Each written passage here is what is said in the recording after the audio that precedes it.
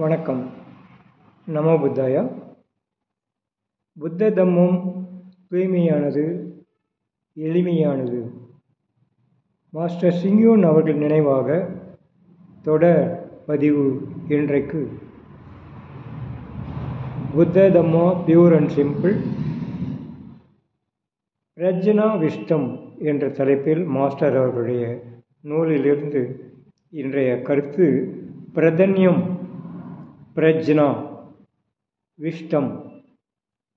பிரதன்யம் உயர் பேரறிவு எனும் தலைப்பில் மாஸ்டர் சிங்யூன் அவர்களுடைய நூலின் 6 பரமீஸ் 6 நிறைவுகள் குறித்தான நூலில் இன்றைக்கு பிரதன்யம் என்பதை 6வது நிறைவாக மாஸ்டர் அவர்கள் விளக்குகிறார்கள். மாஸ்டர் அவர்களின் இந்த பிரஜன்யம் பௌத்த கோட்பாட்டில் 2 கண்களுக்கு சமமாக போற்றப்படுகிறது. புத்த தம்மம் ஒரு மனிதரின் உடலையும் உணர்வையும் மனத்தையும் நமக்கு விளக்கினாலும் இங்கு 4 வித முக்கிய தன்மைகளை மாஸ்டர் அவர்கள் விளக்குகிறார்கள். பிரதன்யம் என்ற தலைப்பில் முதலாவது ஒழுக்கம் குறித்து விளக்குகிறார்கள். 2வது சார்பு தோற்றம் டிபெண்டன்ட் ஒரிஜினேஷன் காரண காரிய விளைவுகளை குறித்து விளக்குகிறார்கள். அடுத்தது வெறுமை எம்டினஸ் குறித்தும் விளக்குகிறார்கள். 4வதாக பிரதன்யம் என்ற தன்மையை விளக்குகிறார்கள். ஒரு மனிதரை பிரதன்ய நிலை பெற்ற மனிதரை மாஸ்டர் அவர்கள் கூறுவது போல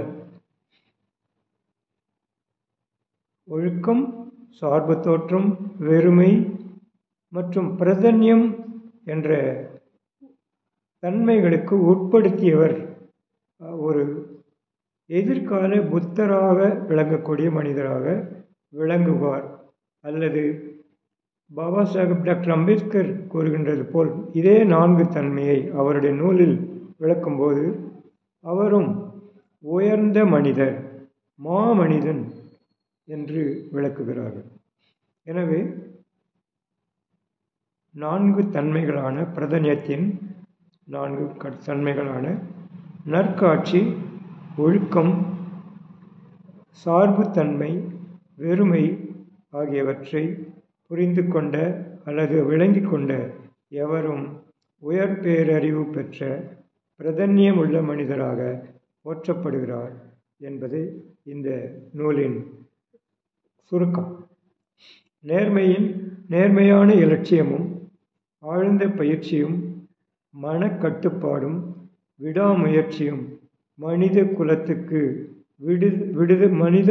விடுதலைக்கு வித்திட நினைக்கும் எவரும் அவருடைய எண்ணம் தூய்மையாக இருக்கும் பட்சத்தில் அவர் ஒரு சிறந்த மாமனிதனாக அல்லது பிரதன்யம் உள்ள மனிதராக விளங்குவார் என்பதை மாஸ்டர் அவர்கள் இந்த தலைப்பில் விளக்குகிறார்கள்.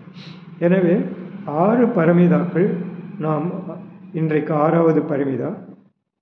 முதல் பரமிதா ஜெனராசிட்டி, 2வது பரமிதா ப்ரிசெப்ட், 3வது பரமிதா பேஷன்ஸ், 4வது பரமிதா டெலிஜென்ஸ், 5வது பரமிதா மெடிடேட்டிவ் கான்சன்ட்ரேஷன், 6வது பரமிதா பிரஜ்னா விஷ்டம் என்பதை நாம் புரிந்து கொள்வதோடு 6 நிறைவுகளையும் நமது வாழ்க்கையில் முயற்சி அல்லது பயிற்சி செய்யும்போது மனதில் நேர்மறை எண்ணங்கள் அதிகரிக்கும்.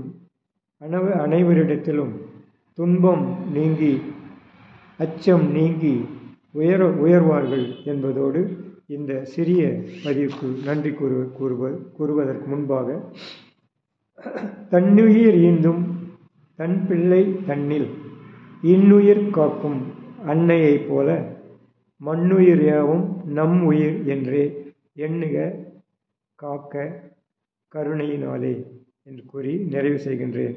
நன்றி, வணக்கம்.